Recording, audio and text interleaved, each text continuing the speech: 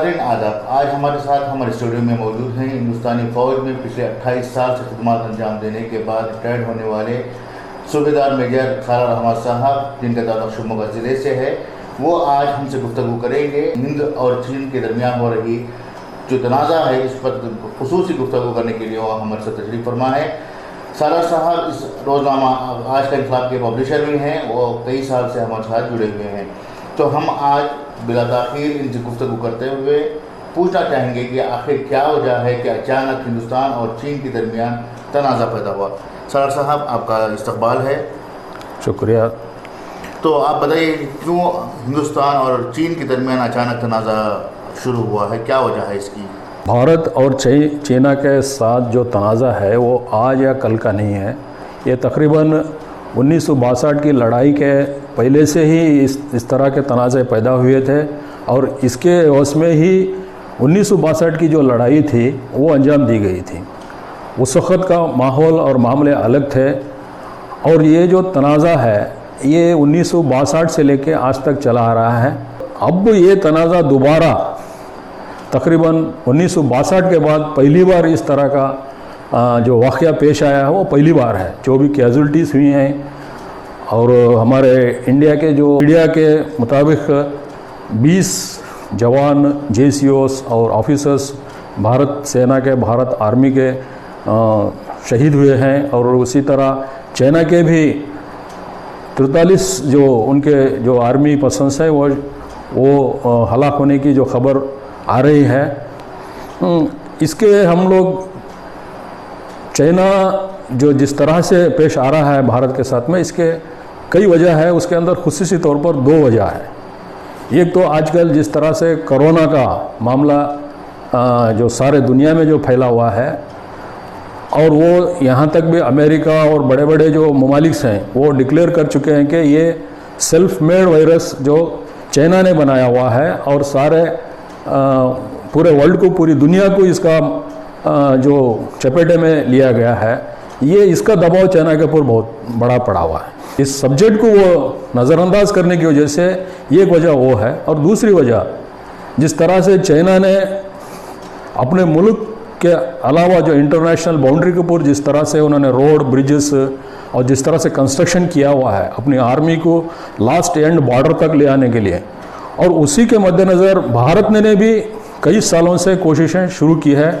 और आज जबकि तकरीबन पिछले 15 साल से भारत ने भी काफ़ी कोशिशें करके इंटरनेशनल बाउंड्री तक चाइना के पहुंचने की जो जितने महकामात हैं वो सरअंजाम देते हुए आ रही हैं। और तकरीबन लद्दाख के नॉर्थ तक, जहाँ तक के तकरीबन जहाँ हम लोग एक गलवान नदी है, गलवान घाटी, गलवान वैली बोलते हैं, वहाँ तक भी इंडिया पहुँचने की कोशिश में है। और आज इंडिया की जो मेन कंस्ट्रक्शन जो कंपनी है, जो BRO बोलते हैं, जो बॉर्डर रोड ऑर्गेनाइजेशन, वो उसकी मदद से उसने आज चाइना से लगे हुए बाउंड्री या बॉर्डर और नॉर्थ ईस्ट लद्दाख से लेकर नॉर्थ लद्दाख तक, वहाँ तक रोड और ब्रिजेस ले जाने की कोशिश है और तकरीबन वहाँ तक जाने में सक्सेस भी हमारा भारत देश हुआ है।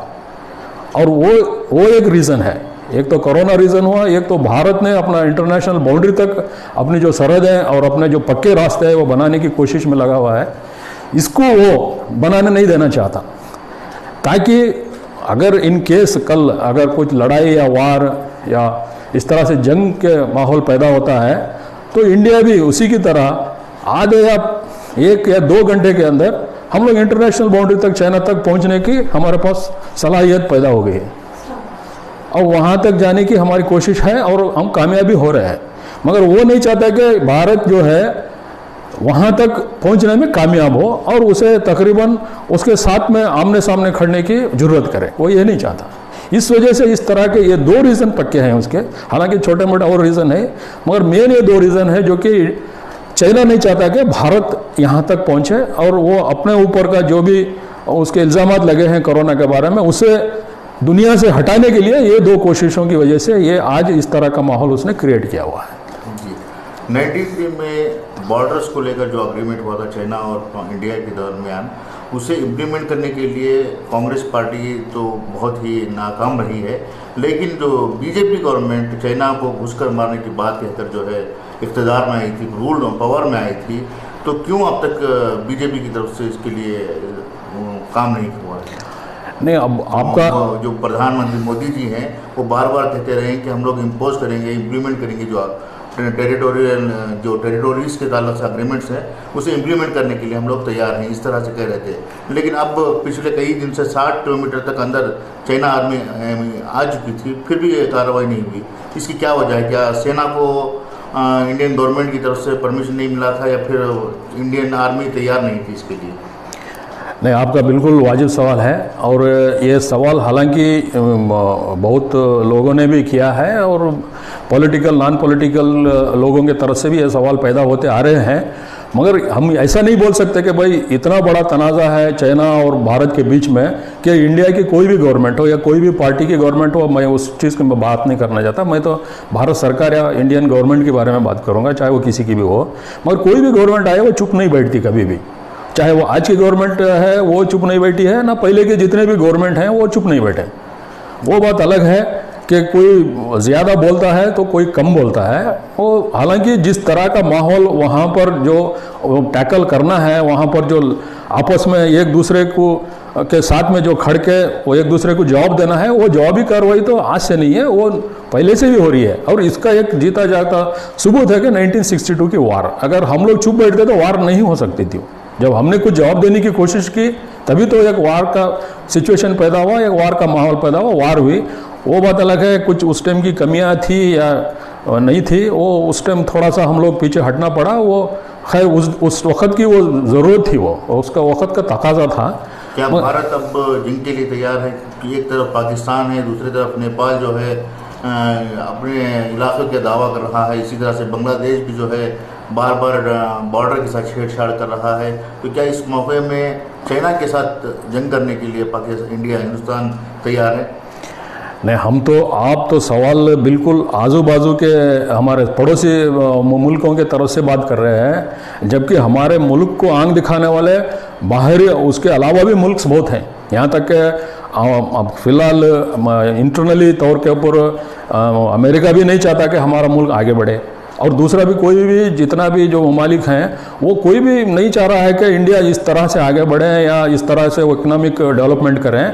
मगर ये तो एक बात है, वो रहता भी है। भारत मुल्क है, जो हमारा देश है, हमारी आर्मी है, हमारी एयरफोर्स नेवी है, वो आज भी इतने एक मजबूत इसमें ताकत में है कि वो सिर्फ चाइना क्या, वो कोई भी इससे भी बड़ी अगर ताकत आती है तो उसका जवाब देने के लिए हम बिल्कुल आज 100% हम लोग बिल्कुल तैयार हैं और हमेशा हमें तैयार रहे हैं और आज भी हम तैयार हैं। और उसके लिए अगर चाइना भी इस तरह की कोई हिमाकत करता है तो और उसे उस चीज़ का जवाब सही ढंग से दिया जाएगा और सही वक्त में दिया जाएगा। उसका एक छोटा सा जीता जाता सबूत जो है वो हमने कल परसों हमने दे के दिखाया है। जबकि हमारे कैजुअलिटी हुई जो नहीं होना चाहिए था, वो 20 जवानों की हमारी कैजुअलिटी हुई है, मगर हमने खाली हाथ हम लोग वहाँ पर जो लड़ाई हुई वो खाली हाथ से हुई, कोई हथियारों से नहीं ना हो के। जब हम इतना बड़ा कैजुअलिटीज 43 उनके जो सैनिक या उनके जो आर्मी पर्सन सोल्जर्स का उनका जो हलाक हुए हैं, वो कोई छोटी बात नहीं है उसके लिए। जब इतना बड़ा मुल्क, इतना ताकतवर मुल्क जब इतना इस तरह से मुँह खाता है तो वो उसके लिए वही एक जवाब है। आइंदा भी इसी तरह से उसे जवाब दिया जाएगा। और भारत देश, हमारा मुल्क इतना सक्षम है कि वो किसी तरह से कितनी भी बड़ी अगर ताकतवर मुल्क हमारे से आंख दिखाता है तो हमें उसे सही ढंग से जवाब देने की ताकत हम हर तरह से हमें रखते हैं और आगे भी हम रखेंगे, पहले भी था। शुक्रिया सालार साहब, आपका शुक्रिया स्टूडियो में आए और आपके बहुत ही कीमती ख्यालात से हम नवाजे, इसके लिए शुक्रिया। शुक्रिया।